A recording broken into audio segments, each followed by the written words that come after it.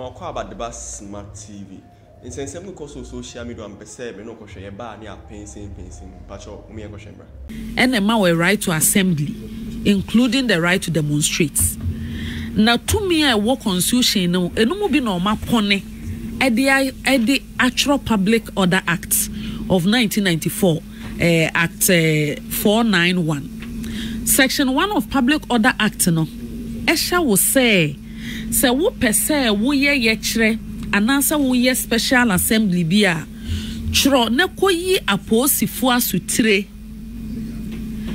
In fact, oko section 9 of that same act o se wo anyi aposifo asutire mpo aye offense entity o emra na ama otumi se obetimi asi abonten ye chre ye se no samra kro na ama otumi se wo be ya 5 days ma priority for you masutire no muntimi mebo chido mo mebo ho ban na wuntimi nya ne opese wo ye bia kama na samra na so nhihye mu no okoyi priority for asutire no mo hwe na se ye enkyerechire bi ho yeso mo de ma na bibia akoso wano mbeye na in this particular instance no omokoyi priority for asutire no omso omokopese omokohia o Jubilee House enim ho enye we ni ne edikan ankrofo pese omokogina ho ye yeche wo Revolution Square hono mamen kan wo eye Occupy Ghana 2015 no mo pese omo ye yeche wo Jubilee House me ko yeche ni bi ya ma ye kwan pa me amfa the main street on Jubilee House ya mo bi amfa ho. In fact omo kofa Netherlands embassy o omo fa main road no mo Udu Afriki kwa waka ebi nko ebi ma omo nam 37 nso omudu 37 ho maka ebi nko ebi ma. In fact enso din bi toye the day of that demonstration man boye even any bus stop around Jubilee House near ma okwan ma wonkogina ho because omo se nhyehyeye no mu no ene kwan omo ma yese ye mfa ne ade no omo ankyere se kone kogina ha nti bebi omo akere ono ezese wudi so no obi ai ne peacefully.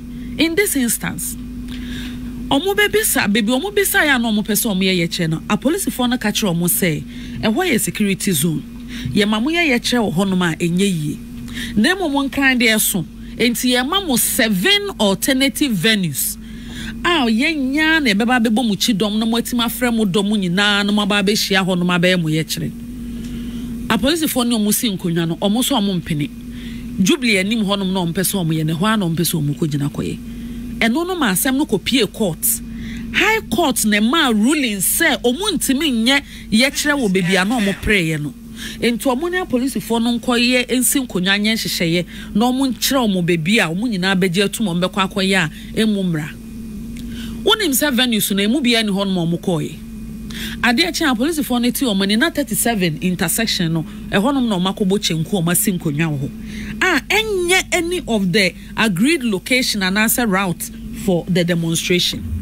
Eno krampo mu no a police for say enye hwe ahaya na tintintinti musumo begina o de ye mu megina onana asema me kan wiase bebia sa na ye wo hono enye Israel enye US enye Saudi Arabia. In fact ye call UN General Assembly no America for abrofo no omo wo bebi o matwa ye de barricade age ho ankrofo omo pese omo be ye kire wo UN assembly ho nyina ye de mo na police for bo omo ho ban na omo ye ntam Manhattan ni nyina ma wo mo obo say gine ko chinchini mu ne ko ra UN building ni inside ni baby akwa ye kire. It is not done anyway. And in supporting you in a democracy so obesi aye ne wo pe wo beto yem no enhyehyeye police for ne no o mind so that aside Mamembo Ghana Police Service abaso. Na onim ne nti amebo o mabaso. Makodemo even without provocation. Yamwa ebehwe nsuo hia gu so. Yamwa obetu ani no na ehonom na nyese even a one day demo men can say 3 days and multiple days. So let me give you a specific instance. On 16th September 2015, Let My Vote Count Alliance organize demo was circular na through Accra Central. Nana unim said demo no on the route to Adabraka. Hono mukobo Gabino one who kwan na adabraka so mo back road bi a utimi fa so ko join Castle Road no directly Ekofasa SU building nanim sa traffic lights na befa Rage Hospital anim ho no. Okay. Enti that part of adabraka be enua akese ono. Nana, even without provocation, yet na hot water tanks under former President Mahama. Hot water tanks ye share good demonstrators so obeti pow say ye to say ye den. Eko wi ase no. Wonim so mo press severely. I do mo call 37 military hospital no me nipa 9. Me minima bayo abaku o rama ye di nsuo hye egu no so man no fumu koka na mfimu ne se onyina woroye mani so nya so obi say. In fact anwumre be 7 pm mindu 37 na Justice Agyapong nyamemfa ne kransie ne atoto abo na ni ama na ni apai a no mo de ne kwa akowura surgery mu no da so te akonwa mu hospital akonwa ma yemfa no ko inside. Nana, all this happened, but for the first time Mahu said demonstration, no, despite the breaching route, the breaching area to convene, and even in the face of provocation. I saw some videos and I couldn't believe my eyes. Nana, Obitini Okada so, who is a citizen, who are right to demonstrate is given.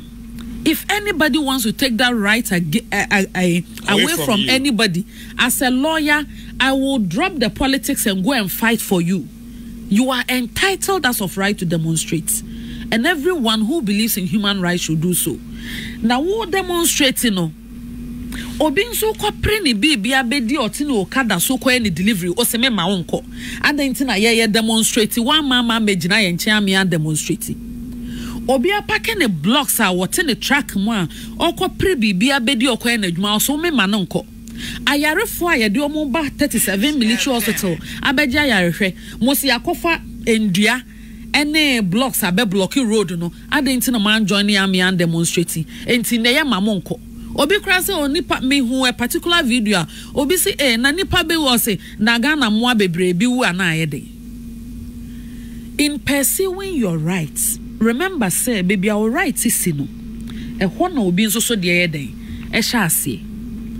At the end of the day, the demo itself, they want no nipa ne ohokra na ndru nipa 50. Enti enya bibia enka bibia koso wano de bia mamu anka arrest ne nsem bia bekoso. Banana, in all this, I am happy say the police did not resort to violence.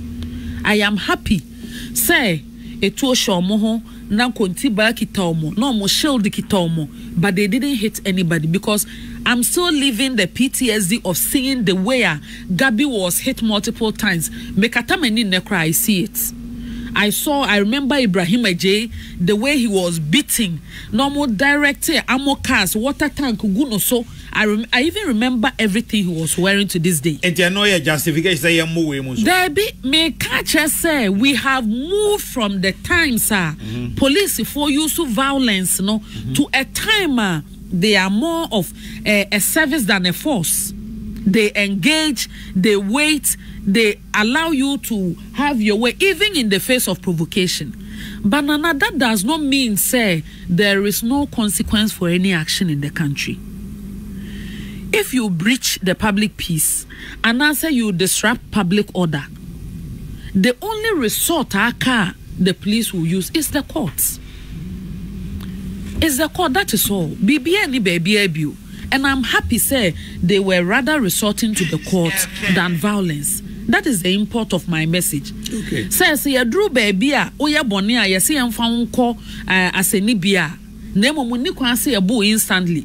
Because me recalling instances are ansa no be arrest umponi abu e prepra. Make up pra moje pram wa ye twa evidence wo social media ne baby ansa ne de wako. But this time around, no touching, no harassment, no violence, no beatings. Yeah, mumu ne mum. Ye dream say mu breaching ra ye mfa monko court. Minister, are you saying that demonstrators ya mu obia? Oh, me de wa hu bia, me de niam hu videos ne say omo ankasa wo na e bi posti live ne ade. Me niam hu e na make ho asem.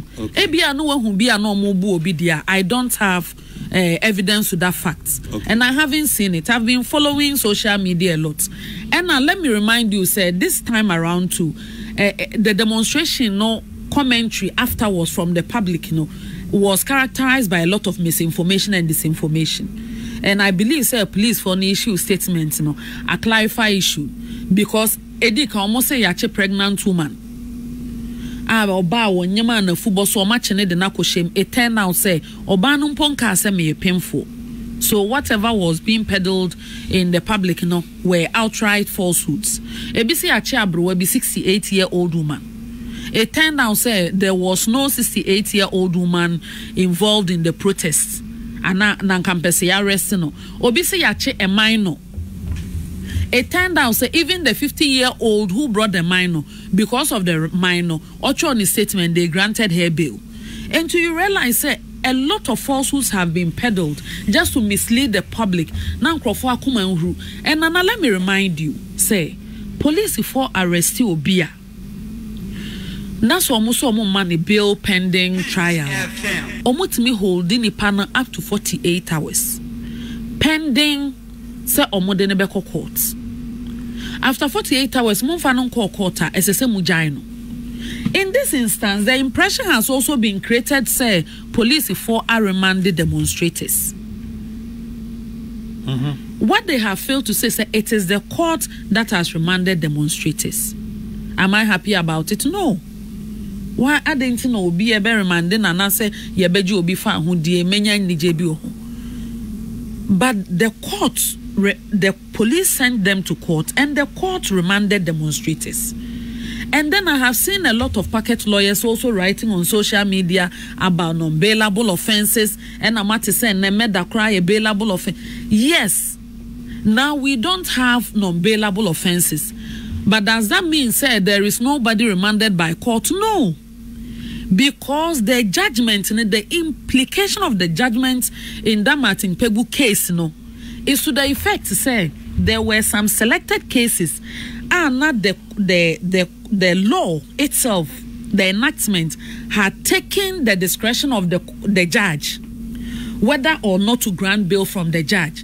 It is an offense falling within that category. Outright say you cannot even look at a bail application saying say me person me consider bail. But in the current dispensation, whatever the offense may be, they can bring the lawyers of the accused persons can bring a bail application before the court. Now court will also swear and examine the circumstance of the case and the incidents of the case and the particular case. Not take a decision on it. Banana nini na boegu in most instances and yama be brame who so much on social media obehwene nya no kre. And I hear because we really need to, all of us as stakeholders, politicians, journalists, social commentators, we owe it a duty to the Ghanaian public say, ansa na beba beka bibi ana obetro bibi no wankasa waye mpense mu wogide o mu say no kre say be ya wo meton futuro engu nkrofo ani say ya anya ne saa emwa because population no hu hia aposifo nso so hu hia Ghana de hye na hu hia na imagine say Accra ha yeti enka anadwo amene wada na aposifo masisi barricade on every highway ni mfichire bia na omo nwen na omo tete patrol car mu anadwo ayada na omo nwen. Imagine say if we did not have that kind of robust security enka anadwo nke ebeda that be that. And has it gotten to a time as a country we will say oh obia betimi akopia police ni ato baby ne car si hwa obetimi akotu key no wadwane obetimi abono no wadwane obetimi police ni opa bi after all police into the yentimi encourage that say Nkansah ya said to other institutions and another country say anya ni ya a bedroom rabin na ama lawlessness ati Entina mi hu say ebima mislead some of the international journalists they were commenting on social media say the Ghanaian government has arrested peaceful protesters we in Centroni you are not on ground Unye any report on it. You've not interviewed people.